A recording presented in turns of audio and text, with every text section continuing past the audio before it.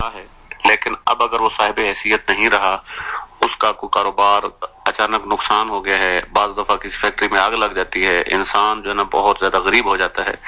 تو ایسی کیفیت میں خاص طور پہ اس کا قرضہ اتارنے میں زکوٰۃ کے مال سے، صدقے کے مال سے جائز ہے، شرعی طور پہ کوئی حرج نہیں ہے۔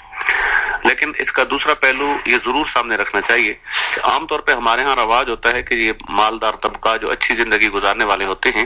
مال نہ ہونے کے باوجود اپنے معیار زندگی میں کمی نہیں کرتے، یعنی اسی طرح وہ اپنی پیسہ اور اپنے بچوں کو اچھے سکولوں میں پڑھاتے ہیں جہاں پہ بچوں کی فیسیں بہت زیادہ ہوتی ہیں۔ تو ظاہر ہے کہ زکوٰۃ کے مال سے تو پھر انسان اس طرح یعنی اپنا مال تو خرچ کرتا ہے، ٹھیک ہے، لیکن زکوٰۃ کے مال سے اس طرح کو ضروری نہیں ہے کہ آپ اپنے بچوں کو بہت اعلیٰ سکولوں میں پڑھائیں اور اپنے گھر کا جو نظام ہے، سیٹ اپ ہے، وہ بہت اعلیٰ انداز سے چلائیں۔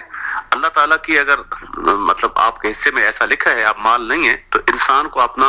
زندگی کا جو معیار ہے اس میں بھی تبدیلی کر لینی چاہیے اور اپنے بچوں کو نارمل سکولوں میں پڑھا لینا چاہیے۔ بہرحال یہ بات جو دوسرے آپ نے ذکر کیا ہے کہ علماء یہ کہتے ہیں کہ ان کے گھر میں ٹیلی ویژن اور ان کے گھر میں یہ سلسلہ، تو اس چیزوں کو بھی ضرور غور و فکر کرنا چاہیے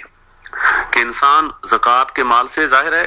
یہ فقراء اور مساکین کا مال ہے، تو فقراء اور مساکین کے طور پر ہی استعمال ہونا چاہیے۔ باقی مقروض آدمی یا اچانک کسی کو چٹی پڑ جائے تو اس کا تعاون زکوٰۃ کے مال سے کیا جا سکتا ہے۔ السلام علیکم۔